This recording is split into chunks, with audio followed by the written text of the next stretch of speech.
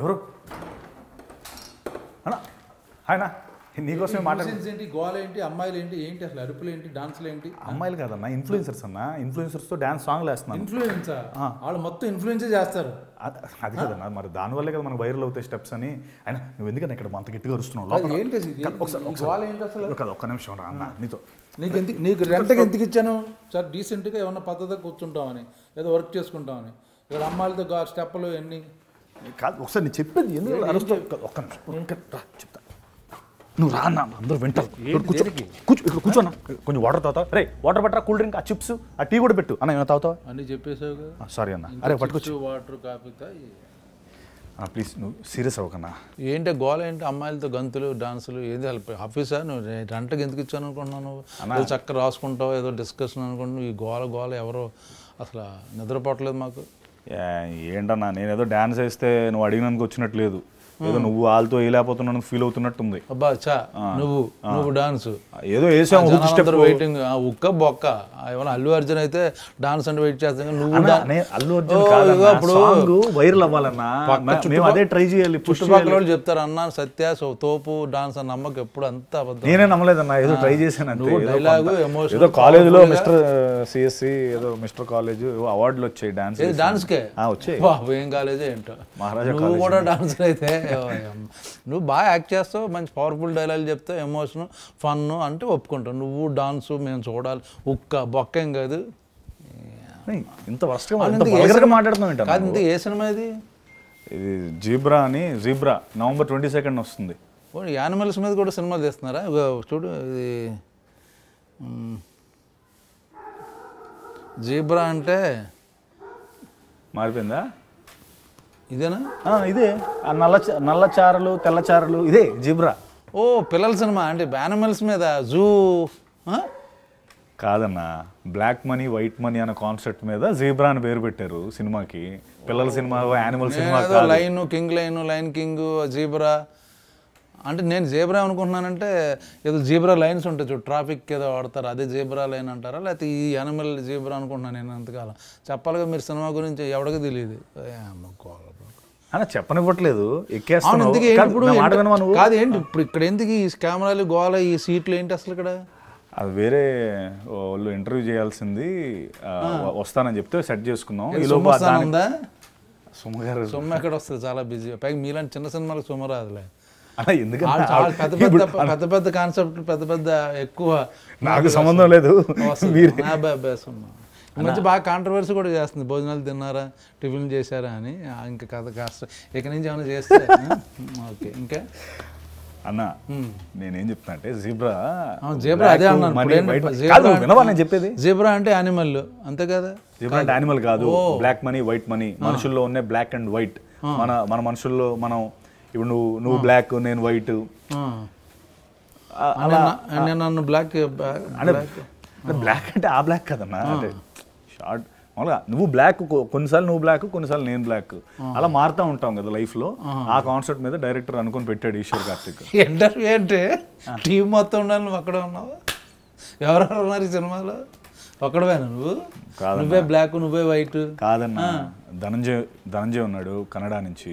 ఓ Kannada hero? అవును Kannada hero Dhananjay. బొక్కొస్తాడా? ఎందుకు వచ్చాడు? నిన్నటి వరకు ఇక్కడే ఉన్నాడు, ఈ రోజే వెళ్ళాడు, రేపు మళ్ళీ వచ్చేస్తాడు. మొన్నంతా ఇంటర్వ్యూస్ చేశాడు తను కూడా. తర్వాత సత్యరాజ్ గారు ఉన్నారు.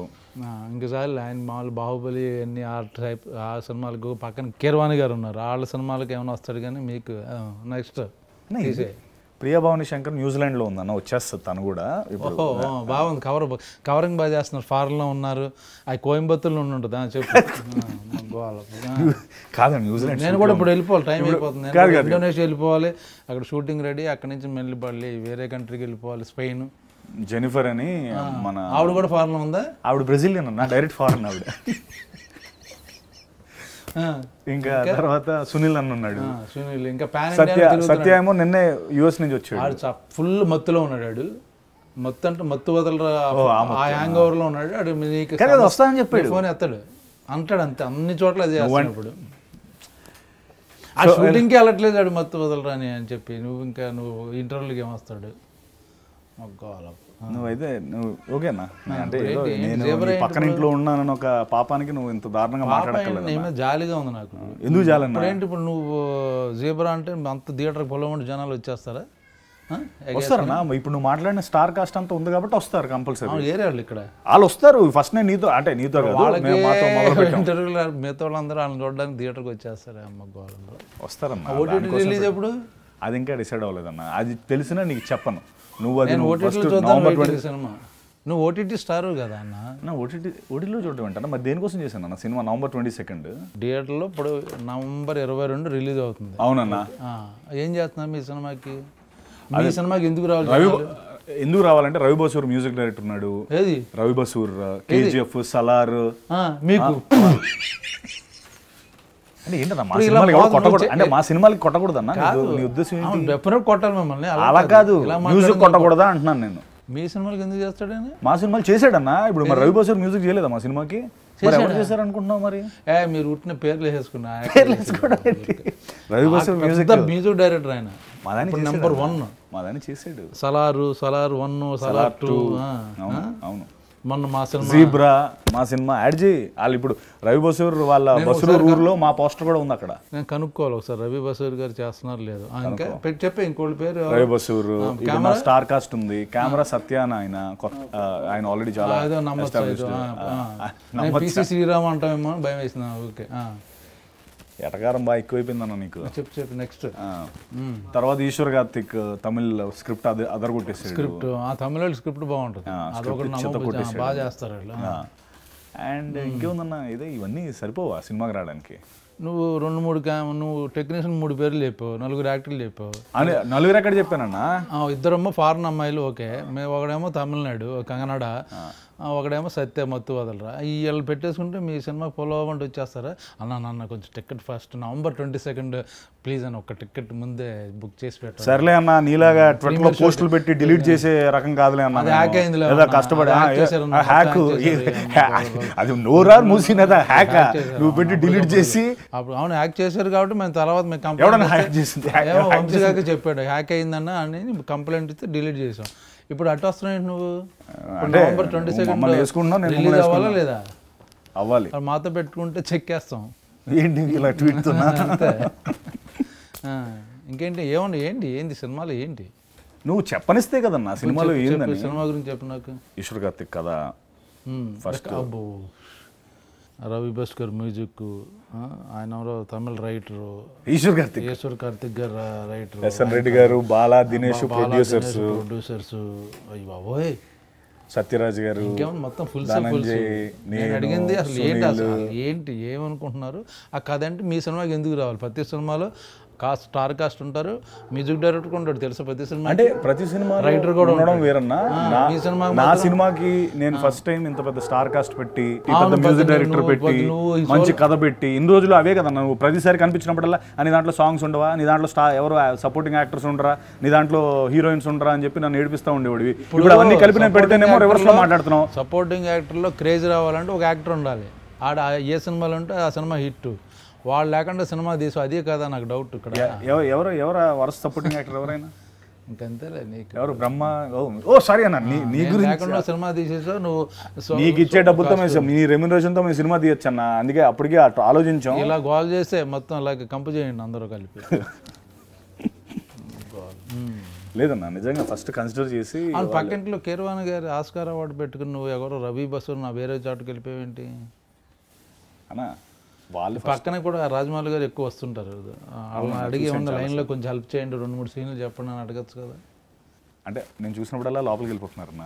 అవును, నీ గురించి వచ్చి సత్యాన్ని తొంగి చూసి ఏ సినిమా చేస్తున్నావు కొంచెం వర్క్ చేసి పెట్టినా అని అడుగుతారు కదా. అంటే అలా కాదు, నేను అలా ఏం పిలుస్తాంలే అని నేను పిలవలేదు. లేకపోతే పిలిచేసేవాడే. ఆబ్వియస్లీ పిలుస్తాం కదన్నా. అవును. సో అందుకే నంది పెట్టుకున్నాను నాన్న. అదే అడగపోతున్నా. ఆస్కార్కి నందికి కాంపిటీషన్. అదే వాళ్ళందరూ ముందే నేను రాకముందే ఇవన్నీ అయిపోయి, అందుకని నాకు లాస్ట్లో ఎవరినో పెట్టి తీసేసి నన్ను పెట్టారా? లేదు, ఫస్ట్ టైం నా దగ్గరికి వచ్చింది కదా. ఫస్ట్ టైం జనరల్గా మా దగ్గరకు వచ్చే కథలన్నీ ఫిల్టర్ అయిపోతాయి కదన్నా. అసలు మంచి కథ రావడమే చాలా అరుదుగా వస్తాయి కదా. సో నాకు ఫస్ట్ టైం ఈ కథ వచ్చింది అండ్ వెంటనే క్యాప్చర్ చేశాను. ఇప్పుడు కథ ఏంటి నాకు చెప్పట్లేదు, బ్లాక్ అన్నో వైట్ అన్నో, బ్లాక్ మనీ గురించి అన్న ఒక చిన్న ఒక అంటే నేను ఒక సినిమాలో ఒక బ్యాంకర్ అన్న, కామన్ మ్యాన్ బ్యాంకర్ని. లక్కీ భాస్కర్ లాగా అదొకటే 2 సినిమాల్లో ఒక కామన్ ఫ్యాక్టర్. కామన్ మ్యాన్ అన్నది ఒకటే common factor, bank common man. మిగతా అంతా మన సినిమా ఒక చిన్న ట్రాన్సాక్షన్ ముందు రిలీజ్ చేయొచ్చు కదా. ట్రై చేసామన్నా, ఆ టైంకి డేట్లో కుదరలేదు, అందుకని ఇప్పుడు వస్తున్నాం. కానీ సంబంధం లేదు, ఆ ఒక్క కాన్సెప్టే సంబంధం, మిగతా అంతా సినిమా మంది వేరు వాళ్ళది వేరు.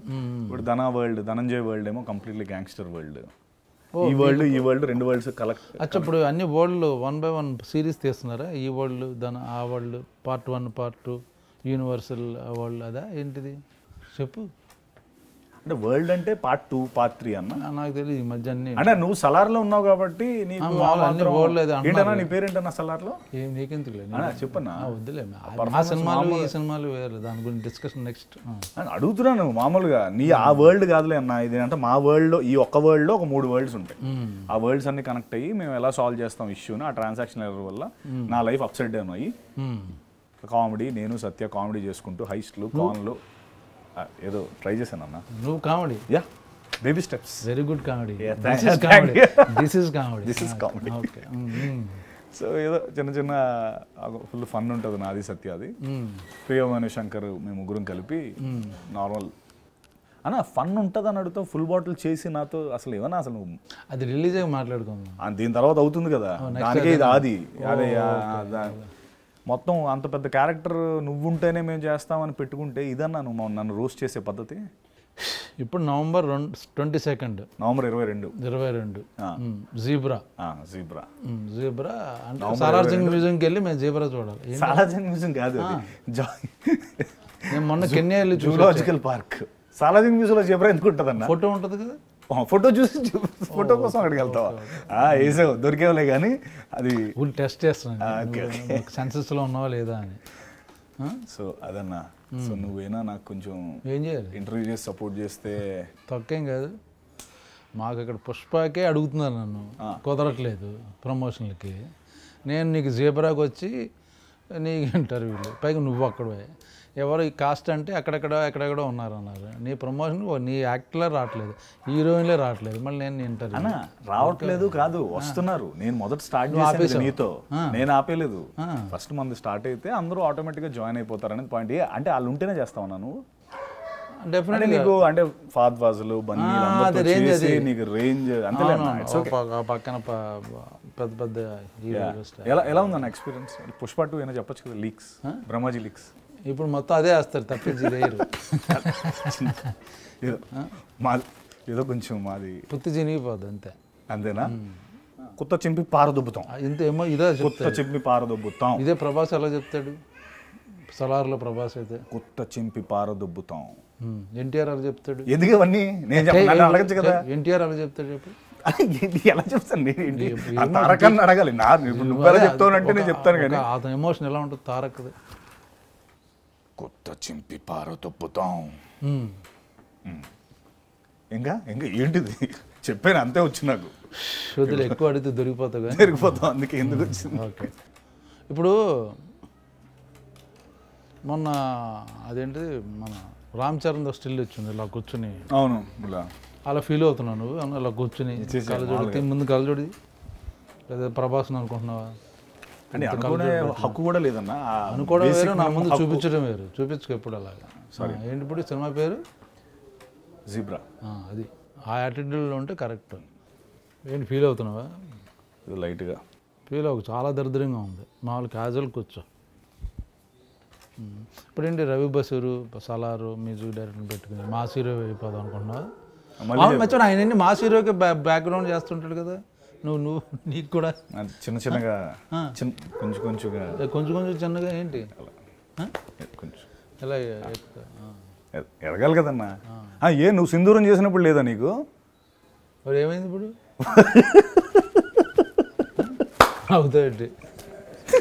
అరే ఎంత ఎంజాయ్ చేస్తున్నావు బా. ఓహో, కాదన్నా ఏదో నీ గురించి కాదన్నా, నాకు మామూలుగా ఏదో నవ్వు వచ్చి. అవునాయి. అంతకుముందు ఏం చేసావు? దీని ముందు చెప్పు లిస్ట్. హలో, నేను నీ గురించి నవ్వలే. ఎవరి గురించి అన్న నీ మీద నువ్వు జోకేసుకున్నావు, నేను నవ్వితేమో నాకు రివర్స్లో నన్ను వేసుకున్నావు. నెక్స్ట్ మన పాత ఏంటి? సో ఇప్పుడు దీంతో నువ్వు సెటిల్ అయిపోతావు. మంచి సినిమా చేశాను జీబ్రా, బ్రహ్మాండం సపోర్టింగ్ కాస్ట్ ఉంది. ఎస్ అన్న, బ్రహ్మాండం కథ ఉంది, అంటే కాదన్న డైరెక్టర్ ఉన్నారు కాబట్టి ఈ సినిమా చాలా హెల్ప్ అవుద్దని అనుకుంటున్నావు. నేను నిజంగా దేవుని ప్రార్థిస్తున్నాను నీ సినిమా సూపర్ డూపర్ హిట్ అవ్వాలి. ఎందుకంటే తల్లి నాకు కరెంట్ బిల్ కట్టట్లేదు 4 నెలల నుంచి. ఈ సినిమాతో నువ్వు 2 నెలల నుంచి రెంటో కట్టట్లేదు. ఈ సినిమా తర్వాత నువ్వు మొత్తాన్ని ప్రాపర్గా కడతావని అనుకుంటున్నాను. సరే వెళ్ళొస్తాను, నువ్వు మళ్ళీ అమ్మ గోల్ ఇంటర్వ్యూ తొక్కలేదు కూడా. నేను మీ జేబ్రా కూడా ఇంటర్వ్యూ చేస్తే నా పరువేంగా నెక్స్ట్ డిసెంబర్ 5th మా సినిమా ఉంది. ఏంటి అనుకుంటున్నావు? అంటే అప్పటి వరకు ఉంచుకోండి థియేటర్లో, లేకపోతే పుష్ప తగ్గేదేలే. 2 అన్న మర్చిపోయావు. పుష్ప తగ్గేదేలే అన్న. కాదు ఒక్క నిమిషం, కాదు అన్న గెడ్డం లేదు మళ్ళీ తగ్గేదేలే అంట. హెల్లో ఇంటర్వ్యూ అయిపోయింది.